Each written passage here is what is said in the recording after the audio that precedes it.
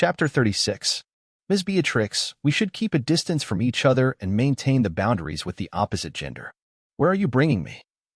Finally, Emmanuel couldn't stand it anymore and shoved her away. He was utterly confounded. How did she know me? How could you possibly utter such a vile statement? Beatrix jeered, her voice dripping with disdain. It's nothing short of repulsive. To Beatrix, physical appearance was of the utmost importance when selecting a partner. She thought Emmanuel was attractive, and she had also learned about his valorous accomplishment from Mackenzie. Mackenzie had relayed to her that Emmanuel's swift action enabled the Terrence Group's project to continue moving forward without a hitch.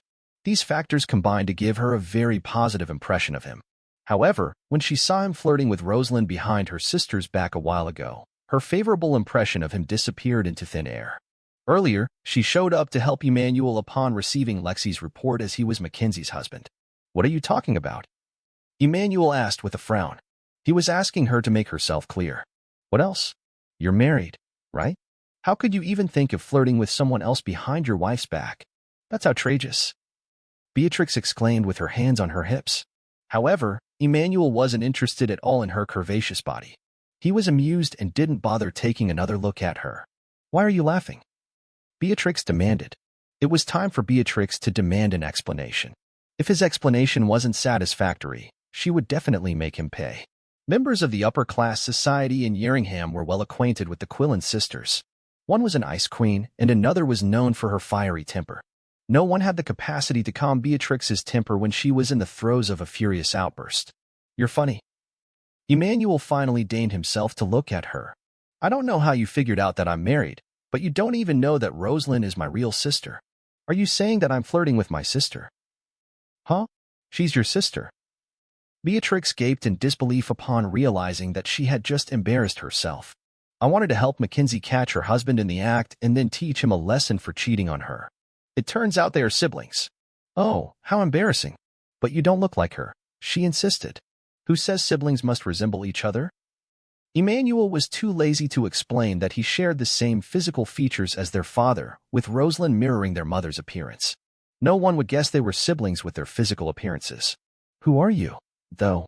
How are you related to Mackenzie? He inquired. Huh? You don't know who I am?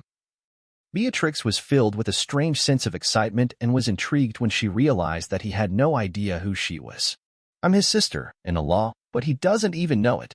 This is unbelievable.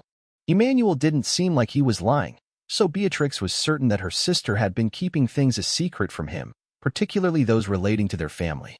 I know who you are. You're Beatrix Quillen, from the Quillen family. What I would like to know is how you are related to my wife, Emmanuel stated curiously. Well, I won't tell you anything. You can guess the truth yourself. Beatrix stuck her tongue out and turned to leave. Fortunately, Mackenzie and I have totally opposite characters. He doesn't know that we're siblings. Emmanuel knitted his brows. They both share the same surname. Could it be that my wife is related to the rich Quillen family? After chatting briefly with Emmanuel, Beatrix returned to the top floor and found Mackenzie. Mackenzie had a productive discussion with a business owner. After she promised to enter into a collaboration, the owner expressed his gratitude and left happily.